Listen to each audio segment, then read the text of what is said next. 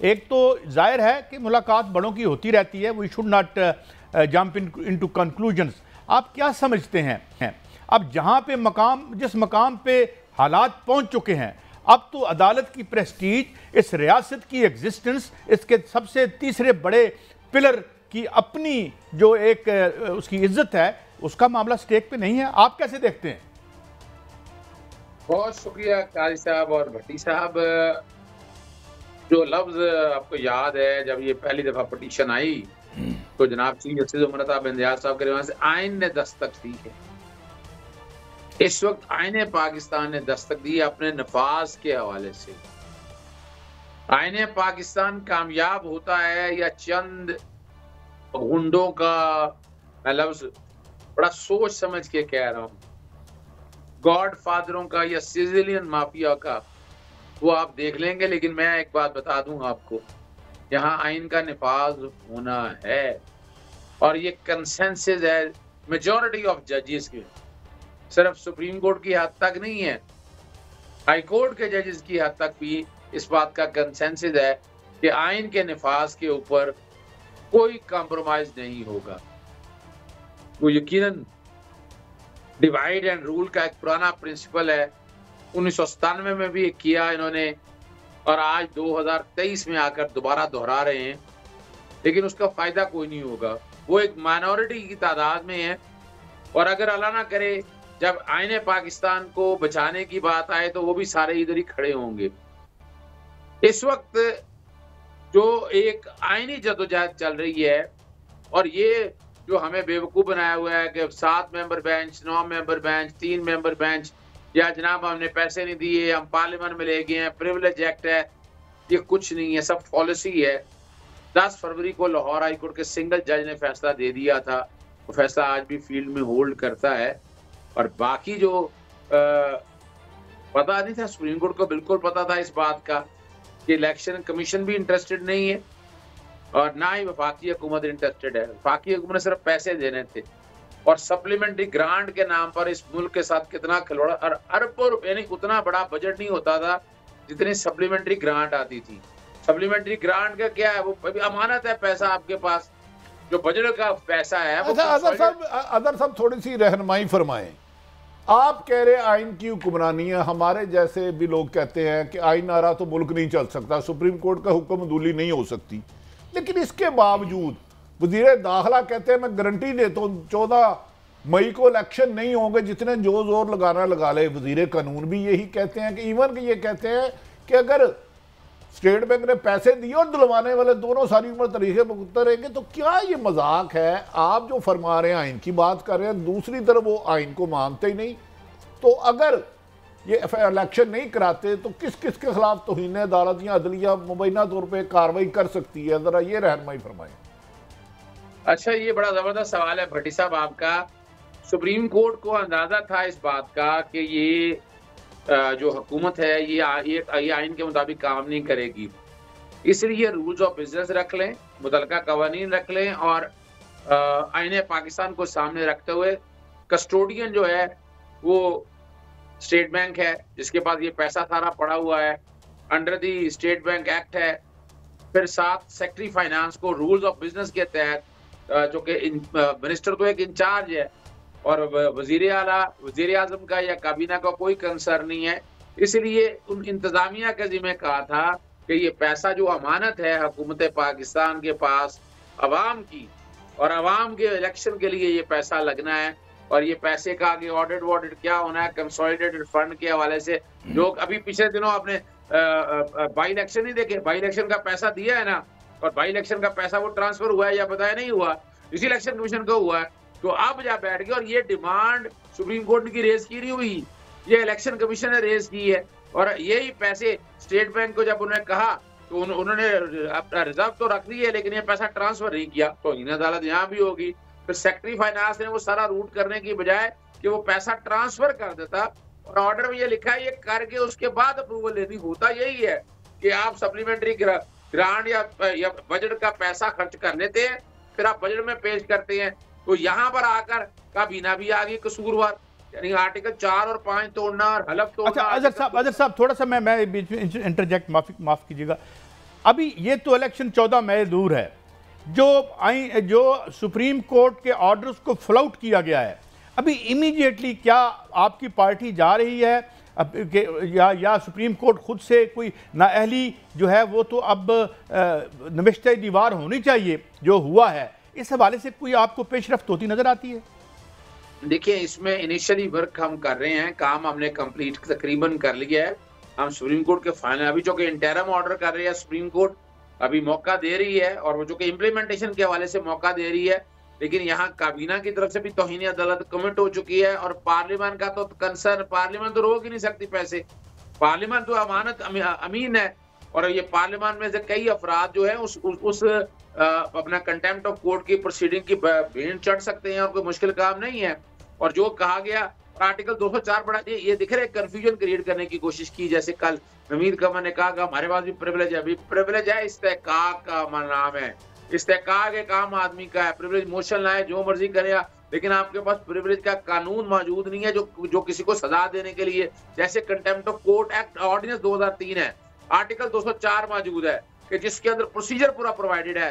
तो ये जो करके बताने के लिए पार्लियामेंट को अदलिया के खिलाफ खड़ा करने की जो साजिश की जा रही है वो कारगर इसलिए नहीं होगी कि पार्लियामेंट की प्रिविलेज के हवाले से अभी वो उस तरह की ना कानून साजी है ना आइन में गुंजाइश मौजूद है। हाँ, अलबत्ता आर्टिकल 4 और 5 तोड़ने पे, हलफ तोड़ने के ऊपर, और कल कंटेम्प्ट में अगर सजा हो जाए, यानी मैं दो तरह की बात कर रहा हूँ, एक तो मैं बराह रास्त कह रहा हूँ कि काबीना इन चीजों को जब ये वायलेट करेगी, जब सुप्रीम कोर्ट कहती है कि आप ये वायलेट करना है, तो फिर काबीना आपकी सारी फारग हो जाती है।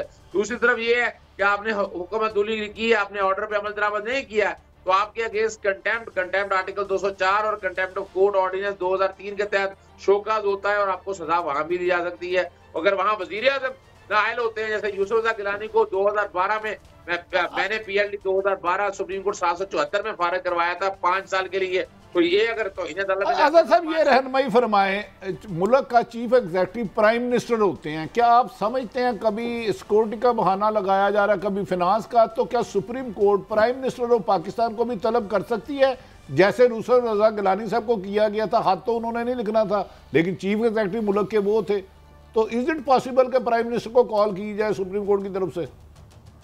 जी बिल्कुल, ऐसा ही मौका दिया जाएगा, उनसे एक्सप्लेनेशन ली जाएगी। यानी अब तो अगली बात तो जो है कि अभी जहां पर हर जगह हर्डल तो ये कर रहे हैं ना, आपकी काबीना कर रही है, तो इन सबको बुलाकर बिल्कुल पूछेगी, और पूछने के बाद अभी देखिए बड़े तहम्मुल से सुप्रीम कोर्ट हमारी चल रही है, तो हीन अदालत की कार्रवाई अभी फिलहाल फॉर द टाइम पे उन्होंने एक तरफ रखी है, इम्प्लीमेंटेशन के हवाले से वो जा रही है, और इम्प्लीमेंटेशन के हवाले सारा डाटा उनसे मांग रही है, सारी तफसीलात मांग रही है, और ये शो कर रही है पॉजिटिवनेस, लेकिन लग यही रहा है कि ये कुछ शायद ज़हनी तौर पर तैयार नहीं तैयार है, तो फिर तैयार करें, फिर आप तो हीन अदालत या बाकी प्रोसेस के लिए जितने भी चीज़ें आएंगी वो फेस करना होगी आपको। अच्छा देखें, अभी जिस तरह भट्टी साहब भी फरमा रहे हैं, देखिए अब जो हमें तो वैसे ही पिलर शामिल किए हो, हम तो आधा टूटा हुआ पिलर हैं जो साफ़ी हैं, मगर ये जो जिस तरीके से अगर हम इसको रेस्टोर नहीं करते तो फिर इस हमारे इस रियासत के पल्ले क्या रहता है? मुझे समझाएं ज़रा इस पे अदर सिद्दीक साहब। मुझे बात इतनी है कि एहसास ज़िया जाता रहा, इस मुल्क में जमहूरियत नाम की कोई चीज़ नहीं है, फाशिज्म है, डिक्टेटरशिप से भी बुरा दौर चल रहा है इस वक्त। आईने पाकिस्तान को आप बेतौकीर कर रहे हैं, जिसकी इज्जत इतनी ज्यादा है, जिसको सबवर्ट करने पे, एब्रोगेट करने पे सजाए मौत का जुर्म है। और दूसरी तरफ अगर आपने ये ना रोका, इससे क्या होगा कि कोई एक आम फर्द भी जो जुड़ा हुआ है इससे, वो इससे बिखर जाएगा। जब वो बिखरेगा तो ये मुल्क के लिए बड़ा नुकसानदेह है। इस वक्त भी पूरी दुनिया के अंदर एक मजाक उड़ रहा है, बाखुदा शर्म से अपना डूब मरना चाहिए इन लोगों को कि इन्होंने खिलवाड़ बना दिया है। लोग सवाल करते हैं कि आपकी पार्लियामेंट कहाँ है, आपका आइन कहाँ है, आप ये जो करने जा रहे हैं, ये तो जो लफ्ज गॉड फादर या सिटीजन माफिया उस वक्त कहते आपको नजर नहीं आ रहा, ये फिट हो रहे हैं। यानी ये जिसकी लाठी उसकी भैंस का प्रिंसिपल लगाने जा रहे हैं, और यही सोचना है हमारे उन तमाम इदारे को जो कंसर्न इदारे हैं। मैं बड़े अदब से अर्ज करता हूं। अच्छा अदर साहब, आप एक आईनी माहिर भी हैं और आपने वकला बहाली में बड़ा कलीदी किरदार अदा किया। क्या वजह है नून लीग पहले सजाद अली शाह साहब पर हमला किया, वो भी साबिक चीफ जस्टिस थे, फिर साकब निसार पर आज भी प्राइम मिनिस्टर बड़े सख्त सीख पा है, आसफ सईद खोसा साहब पर है, उमर अताब बंदयाल है, 4 मोअज़्ज़ज़ चीफ जस्टिस साहबान पर तो है। क्या वजह नून लीग क्यों नहीं मुतमिन होती अदलिया से? तो साकिब निसार साहब के बारे में भी एक पंडोरा बॉक्स खोला जा रहा है कि जी वो छुट्टियों में भी काम करते थे, एलिगेशन क्या है उन पे, तो इस पे क्या कहते हैं आप? अच्छा आरफ हमीद भट्टी साहब, जो कि आप तो लॉयर्स मूवमेंट में गवाह हैं, लॉयर्स मूवमेंट में 2 एजेंडे थे। एक तो जनरल परवेज मुशर्रफ को आउट करना था और एक पसंद के जजेस इनके भर्ती होने थे। मैं कोई पॉलिटिकल जजेस है बहुत, मैं नाम भी कहेंगे, मैं गिनवा भी दूंगा आपको कि वो जजेस ऐसे लाए गए। और आपको ये भी पता है कि पीपल्स पार्टी जब जजेस तैनात किए वो निकाल दिए गया जहाज ट्रस्ट की शक्ल में, आरफ भट्टी के केस की किसी शक्ल के अंदर। और जब इन्होंने जजेस तैनात किए, इनके जजेस वहां पर मौजूद रहे हैं। और आपको पता है मरियम खुद कहती है कि जो जब 2 मेंबर बेंच का फैसला आया तो कहा कि हमारे बयानिए की जीत है। और इन्होंने एक जो तरीका है वतीरा जो बनाया हुआ है, वो वतीरा कोई पाकिस्तान की बका या पाकिस्तान की सलामती के लिए नहीं है। इससे नुकसान क्या हो रहा है?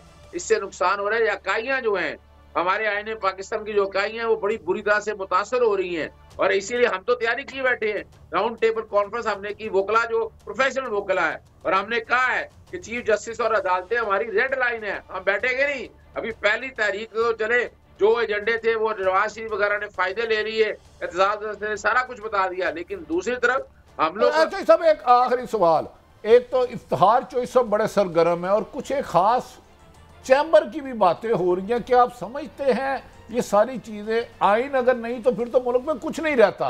अगर इन केस खुदा ना खास्ता 14 को इलेक्शन नहीं होते तो फिर अपने मुल्क में आप आइन को कहां देखते हैं? देखिए मैं तो फिर इसमें अनारकी देख रहा हूँ। मैं अल्लाह मेरे मुंह में खा के बात करता हूँ, ये तो चीजें बिखरे हुए देख रहा हूँ, बिखरी हुई कौम के असरात देख रहा हूँ कि वो जो बदमाशियां है, वो लोग जो जालिम सियासतदान है, वो इस मुल्क के साथ ऐसा एक खिलवाड़ करने जा रहे हैं। जो आइन के पाकिस्तान के मुख्तलिफ प्रोविजन, इतना खूबसूरत आइन है, हर चीज सामने रखी हुई है और कोई जवाब नहीं है। यानी पैसे पहले कहते रहे नहीं है, स्टेट बैंक 1392 अरब रुपया निकल आया, आज आप कह रहे हैं फोर्स नहीं है, कच्चे में आपको आज ऑपरेशन याद आ गया है। लेकिन अगर दूसरी तरफ देखें, आपने एक दिन के लिए फोर्स, सिर्फ एक दिन के लिए, तकलीफ इस बात की है कि एक दिन के लिए फोर्स करनी है। और जब सेक्रेटरी डिफेंस से पूछा गया तो उन्होंने पैरामिलिट्री फोर्सेस का भी कहा था, उन्होंने रिजर्व फोर्स का भी कहा था। ना से ही आप, तो ये कौन सा मुश्किल है? आप सिविल डिफेंस से आपने कभी करने नहीं दिया, आपकी नेचर होनी चाहिए, कौम खुद आगे बढ़ेगी, आपका